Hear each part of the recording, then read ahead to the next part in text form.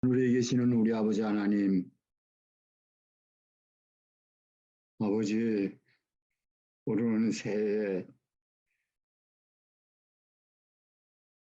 첫 새벽 기도회로 아버지 앞에 저희들이 나왔습니다. 아버지 감사합니다. 금년 새해에도 저희들을 이렇게 먼저 찾아오셔서 사랑하는 아버지의 아드님들, 따님들을 주께서 세우신 종 앞에 모으시고 이제 저희에게 거룩하신 주님의 성령을 통하여 주님의 종의 입술을 통해서 이제 우리에게 거룩한 영원한 생명의 말씀을 주시고자 하시오니 참으로 감사합니다.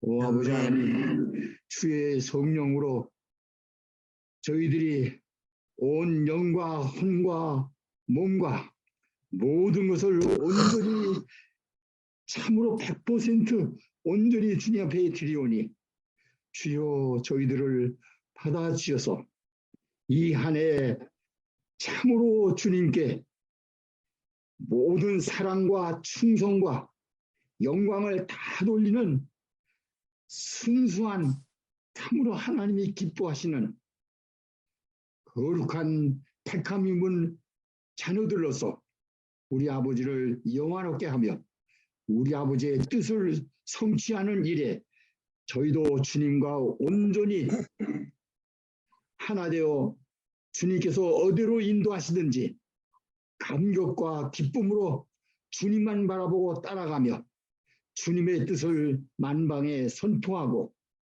우리 주 예수 그리스도의 영광스러우신 재림을 외치고 또 구원하시는 십자가의 사랑을 힘있게 영혼돌 심령 속에 외쳐서 주님 앞에 이끄는 선교인의 사명을 다하는 사랑하는 우리 힐탑 모든 성도들이 되도록 축복하시고 은혜 입혀 주시며 오늘 이 아침에 주의 성령께서 우리에게 이 거룩한 말씀으로 주의 동을 통하여 말씀하여 주시면 이제 저희들 온전히 주님 앞에 헌신하고 주님께 우리의 심령을 바쳐 충성을 다짐하며 우리 주님을 영접하고자 하오니 주여 이 시간 역사하셔서 우리 모두의 예배를 받아주시옵시고 거룩한 주님의 말씀을 종을 도하여 우리에게 이제 선포하여 주시옵소서.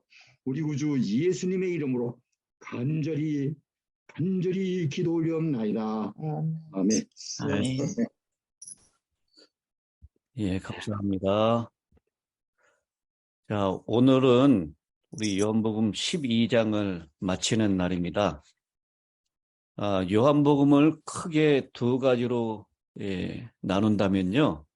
1장부터 12장까지 그리고 13장부터 21장까지 이렇게 크게 나눌 수 있습니다. 12장까지 있는 말씀은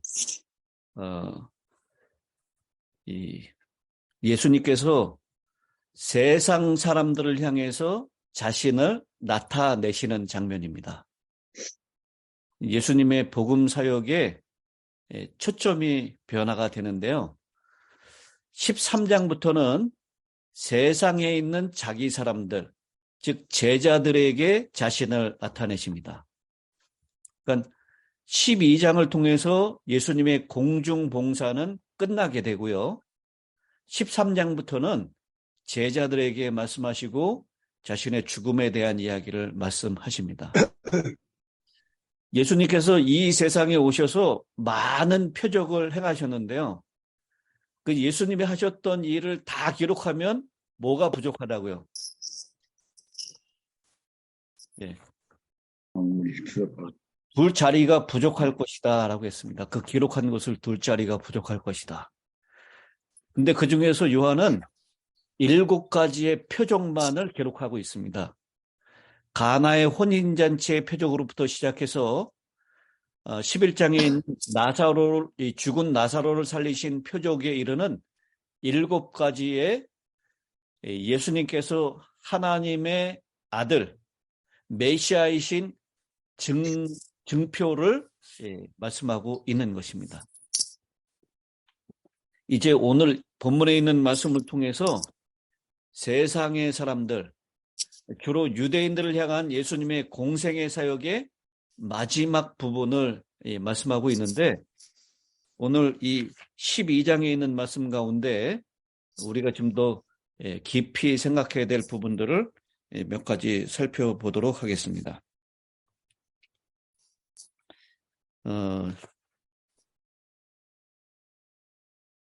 우리가 따라야 될 예수님, 그리고 함께 거하야 될 예수님은 어디에 계실까?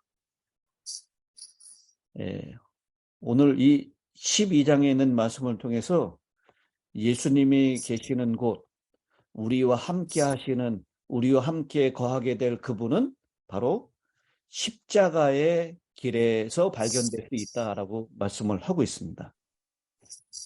우리 23절에 있는 말씀을 보겠습니다. 12장 23절. 예수께서 대답하여 이르시되 인자가 영광을 얻을 때가 왔도다. 그 영광을 얻을 때, 그것을 설명하면서 내가 진실로 진실로 너희에게 이르노니 한 알의 밀이 땅에 떨어져 죽지 아니하면 한 알 그대로 있고 죽으면 많은 열매를 맺느니라. 그 인자가 영광을 얻을 때는 바로 죽는 때, 십자가의 때를 얘기한다라고 얘기를 했습니다. 요한복음에는요, 다른 공간 복음에 없는 것들이 많습니다. 그 중에 하나가 겟세마네 동산에 대한 얘기가 없어요. 뭐 성만찬에 대한 얘기도 없습니다. 그런데 그 겟세마네, 요한의 겟세마네라고 불려지는 것이 27절에 나오죠. 지금 내 마음이 괴로우니 무슨 말을 하리요? 아버지여 나를 구원하여 이 때를 면하게 하여 주옵소서. 그러나 내가 이를 위하여 이 때에 왔나이다. 무슨 말씀하고 무슨 기도하고 비슷해요? 겟세마네 동산에서 기도하고 흡사한 장면입니다. 그래서 이것을 요한복음에 기록된 겟세마네라고 불려지고 있습니다. 근데 우리가 십자가의 길에서 그를 따를 때 그분이 계신 곳에 우리도 있게 되고, 그분은 그분의 백성이 특별히 고난받고 짓밟히고 연약하고 죄인이고 버림받은 자가 되는 곳에서 발견될 것이다. 그러니 예수와 함께 있고 예수 안에 거하기 위해서는 우리가 십자가의 길에 가야 될 것이다 라고 하는 것을 말씀을 하고 있습니다. 근데 예수님께서 이 광야에서 시험 받으신 일을 기록하고 있지 않죠. 공간복음서에 나오는 그 시험 받은 이야기가 없습니다. 그런데 그 시험 받은 일에 대한 본질을 우리는 요한복음에서 또 발견할 수가 있는데요. 요한복음 6장 15절입니다. 거기 보면 그러므로 예수께서 그들이 와서 자기를 억지로 붙들어 임금으로 삼으려는 줄 아시고 다시 혼자 산으로 떠나가시니라. 오병이어의 사건을 통해서 사람들이 임금 삼으려고 하죠. 이 광야에서 사단이 시험을 할 때 천하 만국의 영광을 보이면서 네가 임금이 될 수 있다. 어떻게 하기만 하면. 자기 앞에 절하고. 나 앞에 절만 하면 내가 네 임금 자리를 물려주겠다. 이게 바로 요한복음에 나오는 바로 광야에 시험 받는 그런 장면입니다. 그리고 감람산 위에서 이 종말론적인 설교를 한 적이 이 성경에는 이 요한복음에 나오지 않습니다. 그 본질은 우리가 요한계시록에서 찾아볼 수가 있게 될 것입니다. 이 겟세마네 동산에서의 고난, 고뇌, 이거에 대해서 요한복음 12장이 그것을 설명한다라고 말씀을 드렸는데요. 무엇이 이 예수님을 고뇌하게 만들었는가?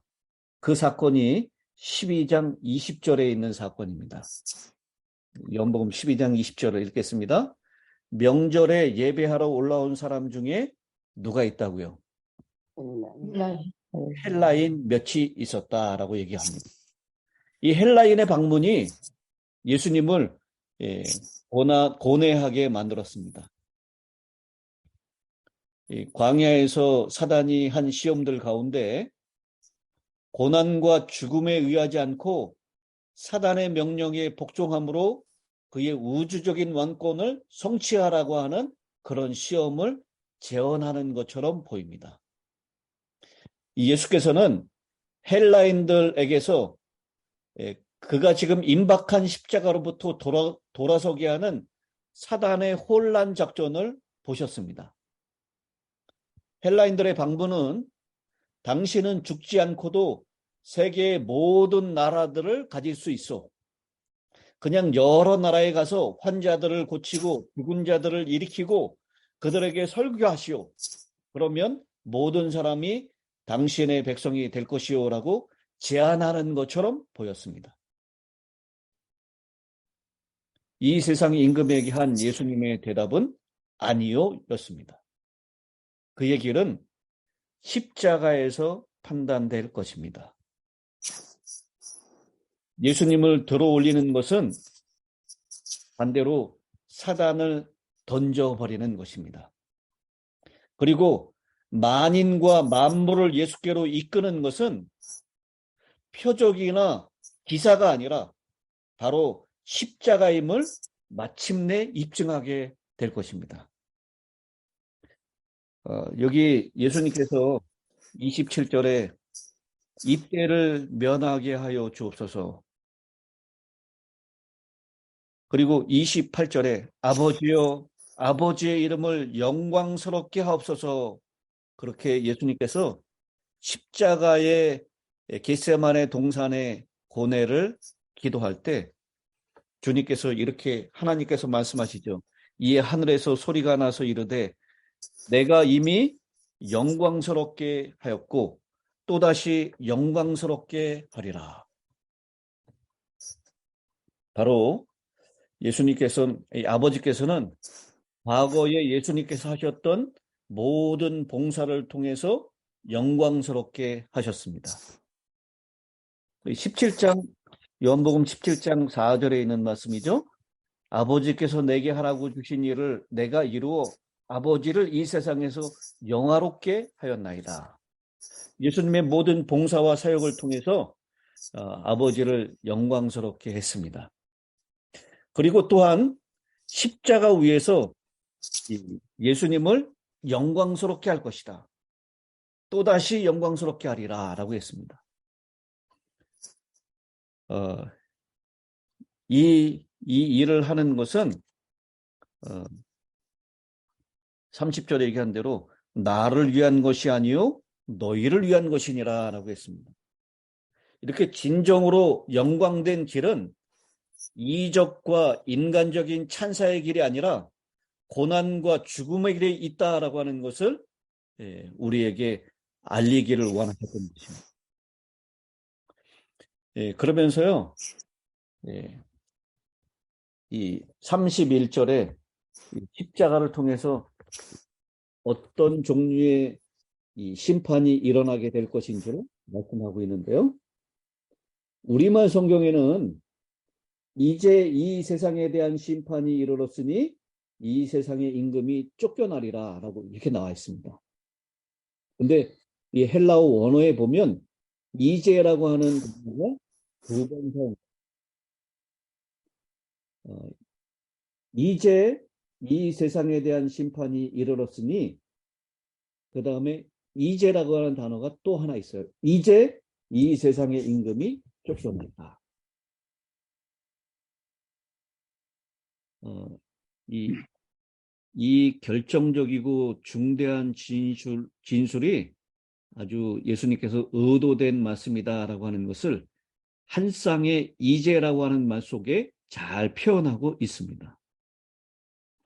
이 심판은 우주적이고 보편적인 심판이 될 것입니다. 사단은 폐위가 되고 그리스도께서는 십자가의 결과로 즉위하게 될 것을 말씀하고 있습니다. 내가 땅에서 들리면 모든 사람을 내게로 이끌겠노라 라고 했는데 헬라인이 왔잖아요. 죽지 않아도 세계에 있는 유대인이나 헬라인을 다 이끌 수 있겠다라고 하는 사단의 유혹을 받음으로 예수님께서 고뇌할 수 있게 고뇌하게 하셨습니다. 그러나 예수님이 이적을 행하고 예수님이 다니면서 기사를 행하는 것으로 세상 사람들이 다 자기에게 오는 것이 아니라 자기가 땅에서 들리면 모든 사람이 내게로 이끌겠다라고 하는 것입니다. 그런데 여기 32절에요. 본문에 없는 말씀이 번역이 우리 한글 성경에는 번역이 되어 있어요. 바로 뭐냐면 사람이라고 하는 단어입니다. 내가 이 땅에 들리면 모두를 내게로 이끌겠노라. 이게 원어예요. 근데 여기 모든 사람을 내게로 이끌겠노라라고 해서 마치 이 땅에 있는 사람만 이끄는 것으로 제안을 하고 있습니다. 그런데 여기 땅에서 들리면 모두를 이끌겠노라라고 하는 이 표현은 골로새서 1장 20절에 잘 표현되고 있습니다. 골로새서 1장 20절을 제가 읽겠습니다. 그의 십자가의 피로 화평을 이루사 만물 곧 땅에 있는 것들이나 하늘에 있는 것들이 그로 말미암아 자기와 화목하게 되기를 기뻐하심이라. 여기 만물을 이끌겠다라고 했어요. 그것은 땅에 있는 것이나 하늘에 있는 것이라고 했어요. 땅에 있는 것은 사람들이고요. 하늘에 있는 것은 천사나 다른 세계의 거민들을 다 포함하는 것입니다. 바로 예수님의 십자가는 이 땅에 있는 사람들만을 위한 것이 아니에요. 천사들을 위한 것이고요. 또 다른 세계 거민들을 위한 것이기도 합니다. 십자가를 통해서 하나님의 품성이 온전히 드러나고 사단의 정체가 완전히 폭로가 되는 것입니다.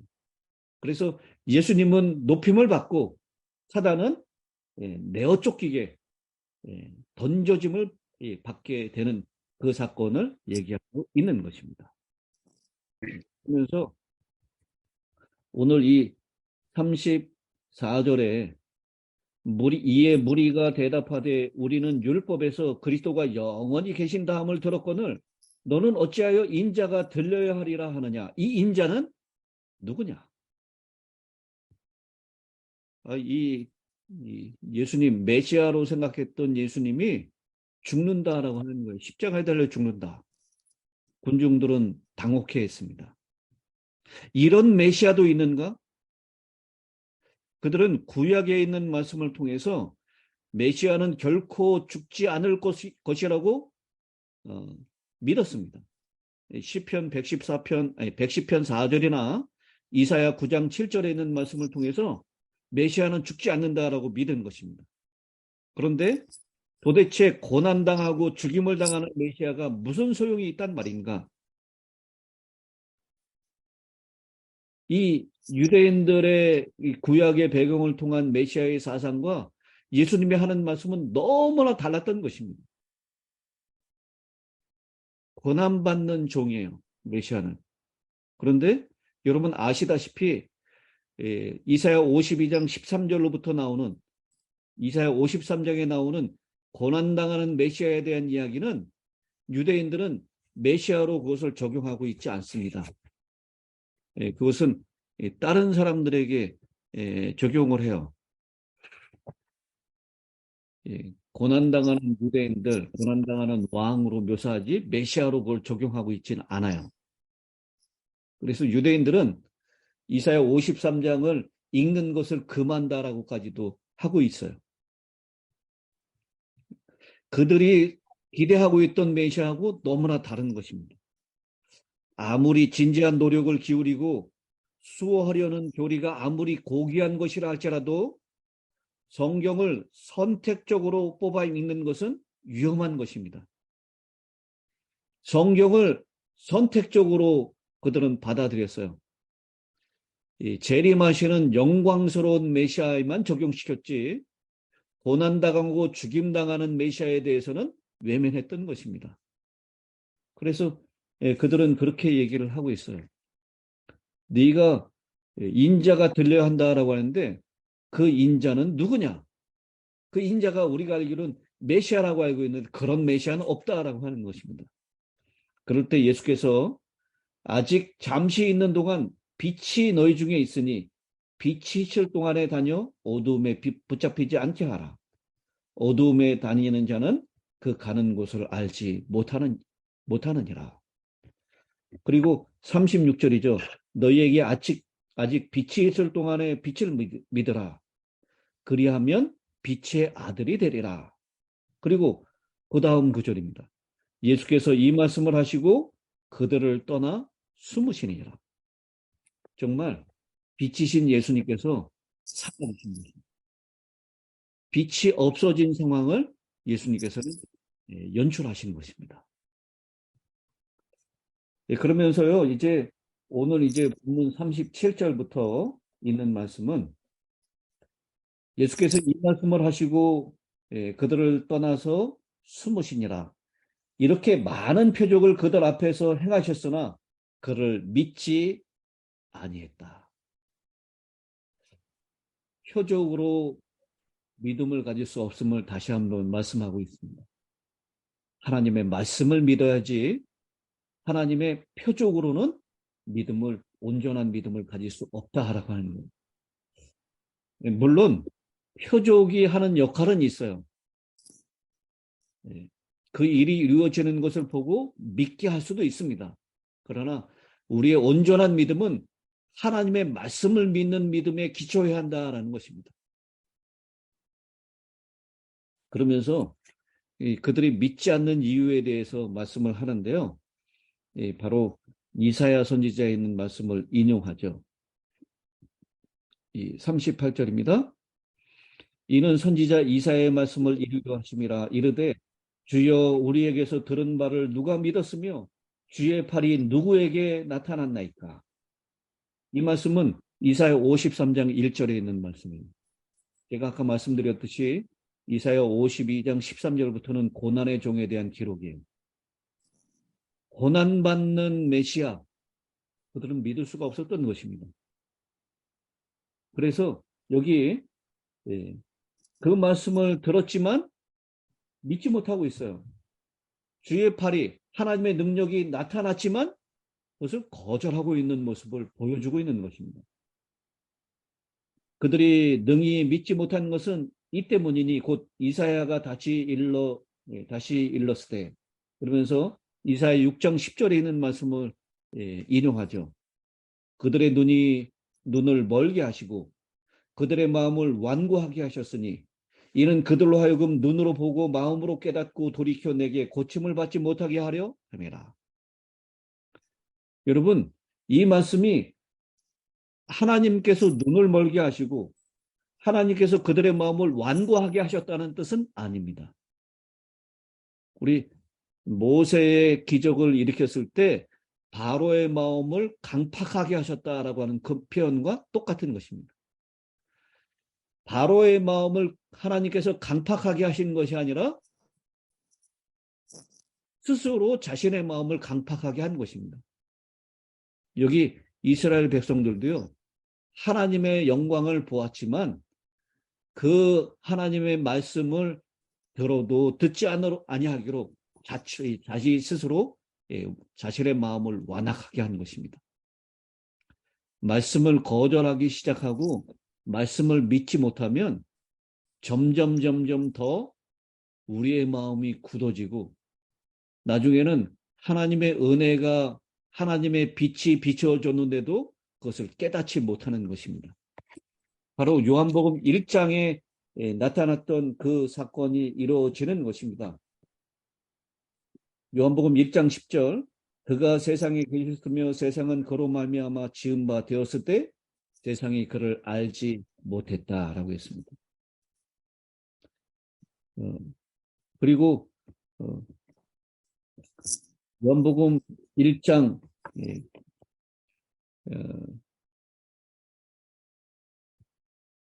1장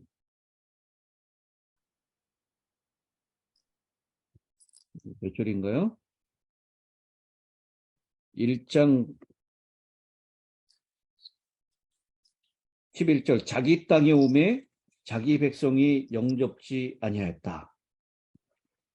5절, 빛이 어두움에 비치되 어두움이 깨닫지 못하더라. 이런 상태까지 나가게 된 것입니다. 하나님이 자기 백성 가운데 오셨지만 알지 못하고 영접하지 아니하였다라고 얘기를 하고 있는 것입니다.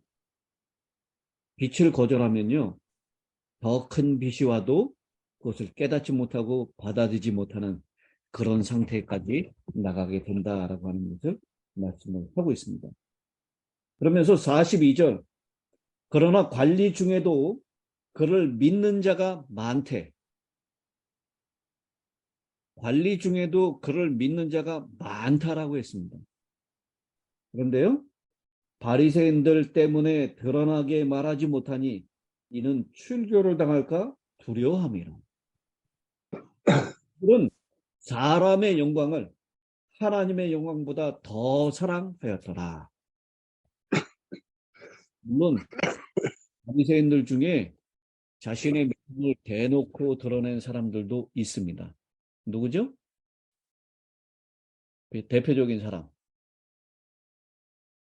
니고데모, 아리마대 요셉.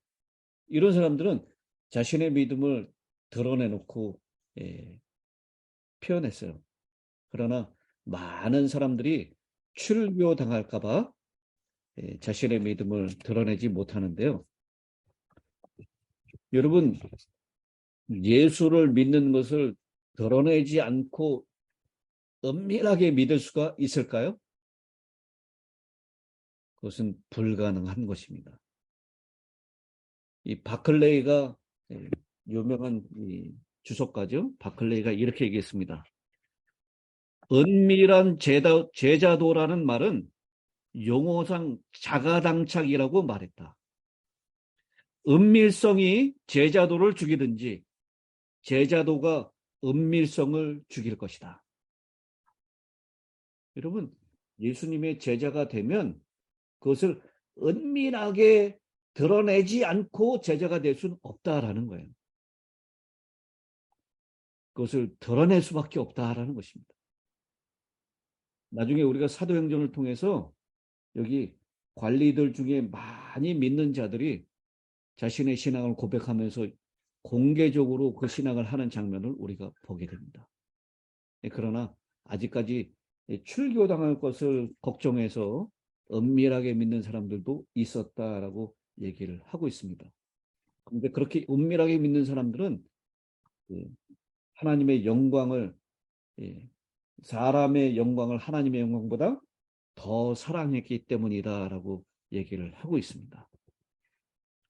하나님보다는 동료 인간들로부터 칭송과 찬사를 구하기를 선택했기 때문입니다. 이 말을 우리가 다시 풀어서 생각한다면 인간의 인정보다는 하나님의 인정을 구하는 자들은 예수가 누구인지를 인식하고 그분을 따르는 일이 많은 고난과 심지어는 죽음을 당한다 할지라도 기꺼이 그분을 따라가게 될 것이다 라고 하는 것입니다. 아멘. 네. 바로 네. 동행하고 하나님과 함께 거하는 자는 십자가의 길을 가게 될 것이다 라는 바로 그것이 바로 내가 들리면 모두를 내게로 이끌겠노라 라고 하셨던 그 말씀의 의미인 것입니다. 우리가 편안한 길을 가면서, 인기 있는 길을 가면서, 평탄한 길을 가면서 주님과 동행할 수는 없다라는 거예요. 주님이 가신 길은 십자가의 길이고 고난의 길이고 거친 길입니다. 좁은 길입니다. 우리가 주님과 동행하기를 원한다면 그 십자가의 길을 함께 따라가야 한다라는 것을 말씀하고 있는 것입니다. 그러면서 오늘 44절에 주님께서 외쳐 이르십니다. 여기 44절을 어느 분이 한번 읽어주실까요? 예수께서 예. 읽으세요. 예수께서 외쳐 가라사대 나를 믿는 자는 나를 믿는 것이 아니요 나를 보내신 이를 믿는 것이며. 예. 여기 예수님께서 어떻게 이르신다고요? 외쳐 이르시되. 외쳐 이르시되라고 했어요. 주님은 세상을 향해서 외치십니다. 이 외치다라고 하는 헬라어는 크라조라고 하는 단어를 썼는데요. 까마귀가 깍깍 우는 것에 근거하여 목신 소리를 암시하는 단어로 목이 쉴 정도로 큰 소리로 부르짖는 것을 뜻합니다. 이게 예수님께서 세상을 향한 공중봉사의 마지막 외침이에요. 이 요한복음의 1장부터 12장 가운데 이 외쳐 이르시되라고 하는 말씀이 5번 사용됩니다. 주님께서 목이 쉴 정도로 크게 외치심으로 말씀하십니다. 나를 믿는 자는 나를 믿는 것이 아니요 나를 보내신 이를 믿는 것이며 나를 보는 자는 나를 보내신 이를 보는 것이니라. 나는 빛으로 세상에 왔나니 물은 나를 믿는 자로 어두움에 거하지 않게 하려 함이로라. 사람이 내 말을 듣고 지키지 아니할지라도 내가 그를 심판하지 아니하노라. 내가 온 것은 세상을 심판하려 함이 아니요 세상을 구원하려 함이로라. 나를 저버리고 내 말을 받지 아니하는 자를 심판할 리가 있으니 곧 내가 한 그 말이 마지막 날에 그를 심판하리라. 내가 내 자유로 말한 것이 아니요 나를 보내신 아버지께서 내가 말한 것과 이를 것을 친히 명령하여 주셨으니 나는 그의 명령이 영생인 줄 아노라. 그러므로 내가 이른 것은 내 아버지께서 내게 말씀하신 그대로니라 하시니라. 예수님께서 자기가 하나님께서 보냄받은 자, 나를 믿는 것이 아니라 나를 보내신 것을 믿는 것이고, 내가 말씀하신 것은 내가 말하는 것이 아니라 보내신 자의 말하고 이른 것을 명령하는 것이다. 그분께서 친히 명령하셨으니 말하는 것이다. 자신의 보냄받으심을 얘기하죠. 그래서 도마가 하나님을 보여주시면 믿겠나이다 라고 했을 때 나를 봤으면서 왜 아버지를 보여달라고 하느냐라고 말씀하시죠. 그 말씀과 맥을 같이 하는 것입니다.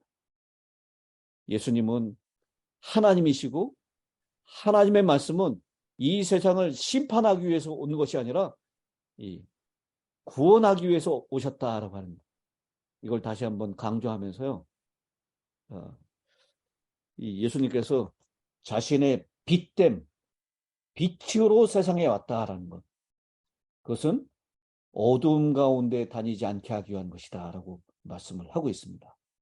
오늘 빛으로 오신 예수님, 그 빛 가운데에서 우리를 인도하시는 길을 따라간다면 우리는 주님이 명령하신 영생을 얻게 된다라는 것. 그것을 다시 한번 목이 쉴 정도로 크게 외치시는 주님의 마지막 음성을 오늘 이 시간에 우리가 듣고 그 음성을 우리 세상에 함께 외치는 저와 여러분이 되시길 바랍니다. 아멘. 아멘. 이제 마지막 오늘 끝기도는 이인자 어머니께서 해 주시겠습니다.